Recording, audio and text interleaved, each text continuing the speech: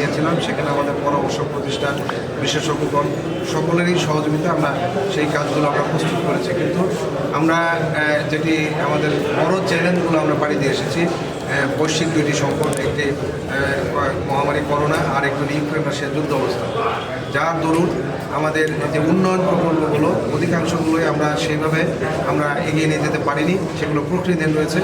এর মধ্যে থেকেও আমাদের মাননীয় প্রধানমন্ত্রী আমাদেরকে একটি উন্নয়ন প্রকল্প তিনি আমাদের উপহার দিয়েছেন, সেই কাজগুলো চলমান রয়েছে এবং এই কাজের প্রায় 20-25% ইতিমধ্যে বাস্তবায়িত হয়েছে, বাকি কাজগুলো চলমান রয়েছে।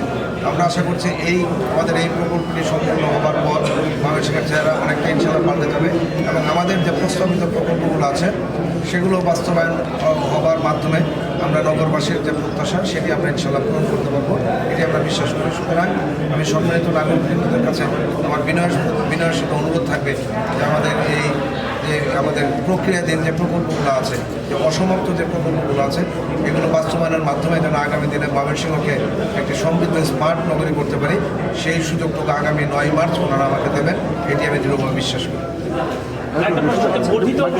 সিটি কর্পোরেশনের বর্ধিত অংশে হচ্ছে কর বেড়েছে বা আপনাদের ট্যাক্সের বোঝা বেড়েছে, কিন্তু আসলে প্রত্যাশিত উন্নয়নটা হয়নি।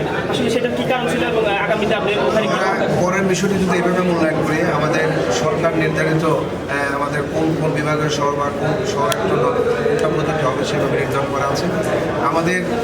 আমাদের করের রেটটি নির্ধারিত আছে, তার থেকে আমরা 15 ভাগের 1 ভাগ নির্ধারণ করে এবং তার বাইরেও আমরা নতুন বর্ধিত এলাকাগুলোকে আমরা 3টি স্ল্যাবে ভাগ করে এবং সর্বনিম্ন আমরা রেট দাবি করে সেটি আমরা তাদেরকে দিয়েছি। এখানে আমরা যেটি বলবো যে আপনারা নিশ্চয়ই দেখবেন যে আমাদের 12টি ওয়ার্ড আমরা এখানে সর্বোচ্চ পরিমাণ বরাদ্দ দিয়েছি। আমি প্রথমেই বলেছি আমাদের বৈশ্বিক দুটি চ্যালেঞ্জের কারণে সেভাবে আমরা কাজগুলো বাস্তবায়ন করতে পারিনি, তবে ইতিমধ্যে আমরা মনে করি যে আমাদের প্রত্যেকটি ওয়ার্ডে 50%-এর বেশি কাজ ইতিমধ্যে বাস্তবায়িত হয়েছে এবং অনেক কাজ চলমান রয়েছে এবং অনেক কাজ প্রক্রিয়াধীন রয়েছে। সুতরাং এগুলো সময়ের ব্যাপার, আমরা আমাদের এই প্রকল্পের মেয়াদকালীন সময়ের মধ্যে এই কাজগুলো সমাপ্ত হবে এবং নিশ্চয়ই আমাদের বর্ধিত এলাকাগুলো নাগরিক যে প্রত্যাশা, সেই বর্ধিত এলাকায় আমরা সেই প্রত্যাশাগুলো ইনশাআল্লাহ পূরণ করা সম্ভব হবে আমি বিশ্বাস করি। আরেকটা বিষয় যে স্মার্ট সিটিতে নিশ্চয়ই আপনার ভূমিকা থাকবে। স্মার্ট সিটি আমাদের আসলে সমৃদ্ধ এবং স্মার্ট, আমি এটাই বলেছি আগে, এটি করতে হলে এটির সঙ্গে অনেক কিছুর আমাদের সংযোগ রয়েছে। সেখানে যানজট নিরসন, জলাবদ্ধতা নিরসন, দারিদ্রতা বিমোচন, পরোক্ষভাবে কর্মসংস্থানের সুযোগ সৃষ্টি করা, শিশু বিনোদনের ব্যবস্থা করা, প্রাথমিক স্বাস্থ্যসেবা সুনিশ্চিত করা, পরিবেশের উন্নয়ন, বর্জ্য ব্যবস্থাপন, আমাদের এটি একটি টেকসই আমাদের পদ্ধতি গ্রহণ করা, এই ধরনের অনেক কিছু রয়েছে। তো আমরা আমাদের প্রতিশ্রুতির মধ্যে সেগুলো আমরা বিশদভাবে দেখব। আমরা চাই যে সকলের সহযোগিতায় আমরা যেন আগামী দিনে আমরা একটি সুন্দর সমৃদ্ধ শহর করতে চাই।